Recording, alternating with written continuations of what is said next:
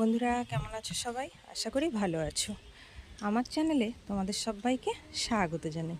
তা দেখো, আজ সকাল সকাল চলে এসেছি আমার ছাদ বাগানে। এখান থেকে পুঁই শাক কেটে নেব। দেখো বেশ সুন্দর পুঁই শাক হয়েছে, কিন্তু সামনে বেগুনও হয়েছে। তো পুঁই শাক দিয়ে, কুমড়ো দিয়ে, চিংড়ি মাছ দিয়ে রেসিপি করলে কিন্তু খুব সুন্দর লাগে। তো আজ আমি তোমাদের সাথে এই রেসিপিটাই শেয়ার করব। তো চলো এখন পুঁই শাকগুলো কেটে নিই। আর আমার চ্যানেলে নতুন বন্ধু হলে চ্যানেলটি সাবস্ক্রাইব করে পাশে থাকার অনুরোধ রইল। দেখো কি মোটা মোটা পুঁই শাক হয়েছে টবেতেই এরকম। দেখো আমি পুঁই শাকগুলো কেটে নিয়েছি। তো চলো বাকি সব কিছু সবজি কেটে নিয়ে তারপর কিভাবে রান্না করছি সেটাই তোমাদেরকে দেখাবো। দেখো এখানে কিন্তু আমি পুঁই শাক কেটে নিয়েছি, একটু মিষ্টি কুমড়ো কেটে নিয়েছি, আর এর মধ্যে ছোট ছোট করে দুটো আলু কেটে দিয়েছি।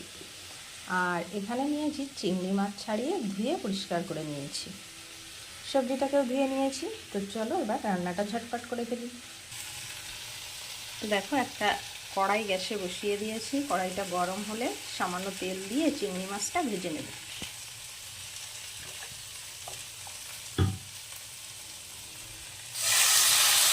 এখন এর মধ্যে সামান্য একটু হলুদ দিয়ে দেবো আর সামান্য একটু লবণ দিয়ে দেবো।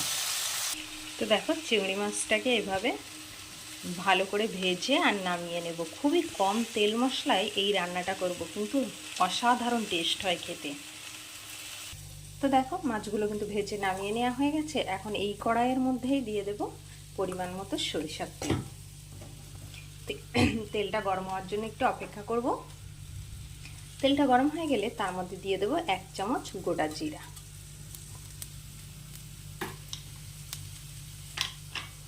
এখন এর মধ্যে ধুয়ে রাখা সবজিগুলো দিয়ে দেব।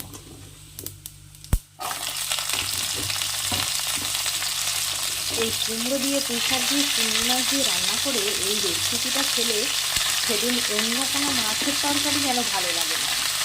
কিন্তু খুবই কম তেল মশলায় রান্নাটা হয়। খুব সাধারণ একটা রেসিপি। তো দেখো সবজিটা আমার সব দেওয়া হয়ে গেছে। এখন এর মধ্যে দিয়ে দেব পরিমাণ মতো লবণ আর পরিমাণ মতো হলুদ গুঁড়ো দিয়ে ভালো করে নেড়ে চেড়ে সবজিটাকে কষিয়ে নিতে হবে।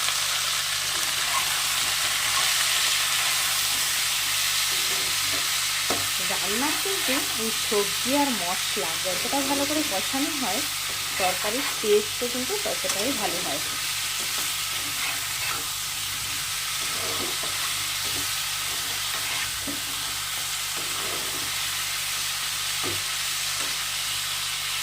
তো এভাবে আমি এখন 5 মিনিট কষিয়ে নেব। তো দেখো 5 মিনিট পর আমি চলে এসেছি। এখন এর মধ্যে দিয়ে দেবো 3টে চেরা কাঁচা লঙ্কা। আমি পুরো কাঁচা লঙ্কা দিয়েই রান্নাটা করবো, তোমরা চাইলে শুকনো লঙ্কা দিতে পারো।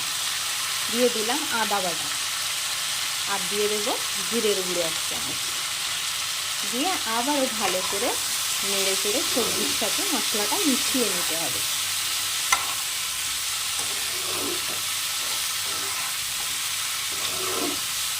এখন এর মধ্যে দিয়ে দিতে হবে ভেজে রাখা চিংড়ি মাছ।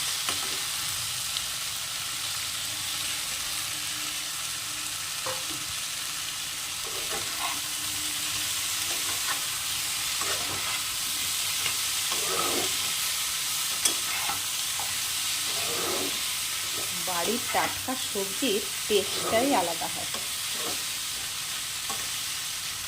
এখন এর মধ্যে দিয়ে দেব পরিমাণ মতো উষ্ণ গরম জল।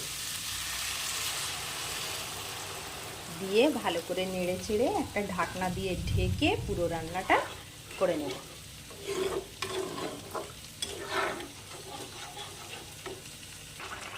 তো দেখো বন্ধুরা তরকারিটা কিন্তু একদম রেডি হয়ে গেছে। এখন নামানোর আগে স্বাদ বা টেস্টের জন্য সামান্য একটু চিনি দিয়ে দেবো উপর দিয়ে। তোমরা চাইলে দিতে পারো, আবার নাও দিতে পারো। দিয়ে ভালো করে নেড়ে চেড়ে একটুখানি 2 মিনিট ফুটিয়ে নামিয়ে নেব। তাহলেই হয়ে গেল কুমড়ো পুঁই শাক চিংড়ি মাছের ঘন্ট।